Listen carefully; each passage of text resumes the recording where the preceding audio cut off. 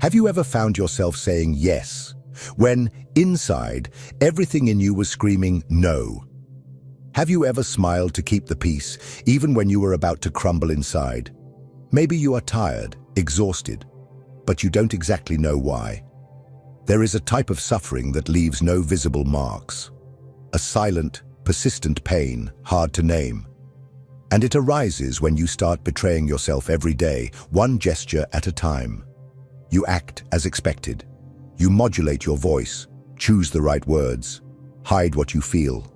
All to avoid bothering, to not disappoint, to be accepted. You adapt. And for a while, it even seems to work. People like you.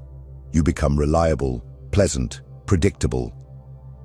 But behind this perfectly constructed social mask, a void begins to emerge. A discomfort that grows slowly. A feeling that something in you is being forgotten, left behind, suffocated. Carl Jung called this mask persona. It is necessary. We all need it to navigate the world, to participate in social life. But there is a real danger when we stop wearing the mask and start to become the mask. When we forget that behind the character, there is a real person, with desires that don't fit, with anger that isn't polite, with thoughts that aren't pleasing. When this happens, something begins to break inside. You feel it, but you can't explain it. As if you were living someone else's life. As if you were an actor on a stage where the play never ends. This video is not about becoming a filterless rebel, nor about abandoning all forms of coexistence. It is about something deeper. Recognizing when the need to be accepted is distancing you from who you really are. It is about stopping and looking inward and facing the truth that you have been living more to please than to exist authentically. And believe me, this kind of self-abandonment comes at a cost. In the form of anxiety, of identity crises, of resentments you don't know where they come from, and of a deep, silent sadness. Here, we will talk about this straightforwardly. We will confront this destructive pattern of living for others. We will understand what Jung discovered about the relationship between the ego, the persona, and the unconscious. We will explore why the compulsion to please is not just a personality trait, but a symptom that you are disconnected from your essence. And more importantly, we will talk about the possible path back to yourself. This video is a mirror, and perhaps a punch in the stomach. But if you are here, it's because at some level, you already feel that you can't continue like this. So take a deep breath, because today's journey may shake everything you thought you knew about yourself.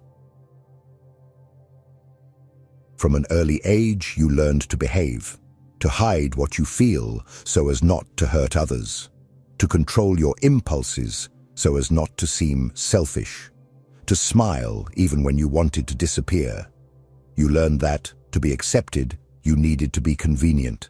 And thus, without realizing it, you shaped a socially acceptable version of yourself, a persona. The persona, as Jung described, is a psychic construct, a kind of character we create to interact with the outside world. It is important, even necessary. It is thanks to it that we can work, participate in groups, live in society. The problem begins when we stop seeing the persona as a functional mask and start to believe that it is who we are. You act as if you are always calm, even when you are boiling inside. You become that person who is always available, always helpful, always balanced, because that is the role they have learned to expect from you. But the truth is that every time you pretend to be okay when you are not, every time you ignore your anger to avoid conflict, every time you say, "It's fine," when everything in you says it isn't, a small piece of you is silenced.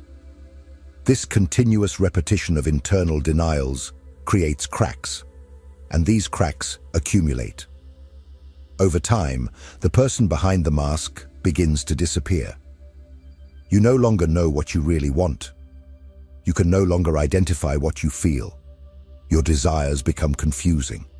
Your decisions, automatic. You live according to what others expect, not what you believe or desire. It is here that the persona ceases to be an adaptive tool and transforms into a psychic prison. And the cruelest part of it all is that, on the outside, everything seems to work. You receive compliments. People trust you. You seem successful, functional, even happy. But inside, something is dying. The mask has become skin, and you no longer know how to take it off without losing everything you have built. But is maintaining this image worth the price of giving up yourself? How many times have you stayed silent to avoid confrontation? How many times have you regretted saying yes? How many times have you smiled on the outside and screamed on the inside? The truth is that the persona should never command your life.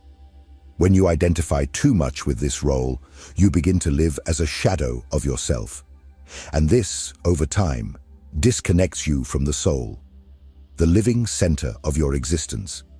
It is exactly at this point that something inside you begins to rebel. And this rebellion has a name: internal conflict. In the next part, we will dive into this silent clash between the ego and the unconscious, and understand what happens inside you when you start to live in disagreement with your own truth.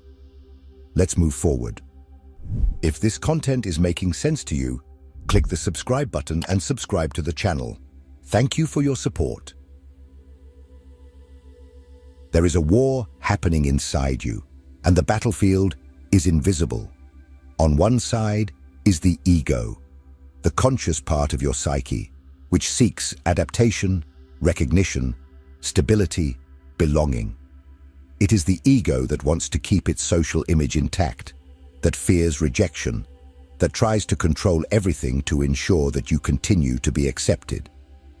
On the other side is the unconscious, deep, symbolic, wild, and it does not negotiate. It wants truth. While the ego tries to keep the persona functioning, the unconscious begins to react. And it does not do this with clear words. It sends subtle signals, diffuse discomforts, disproportionate emotions, unexplainable physical sensations. You feel anxious for no reason, irritated by small things, tired even after sleeping, sad even when everything seems right. These symptoms are just the beginning. They are the muffled cry of the soul that is being ignored. Jung said that when the ego distances itself too much from the psychic totality, the unconscious begins to compensate. It is like an internal scale trying to restore balance. And the more the ego insists on maintaining appearances, the more the unconscious reacts with intensity. If you push the persona too hard, the unconscious responds with shadow. And the shadow, when repressed, does not disappear.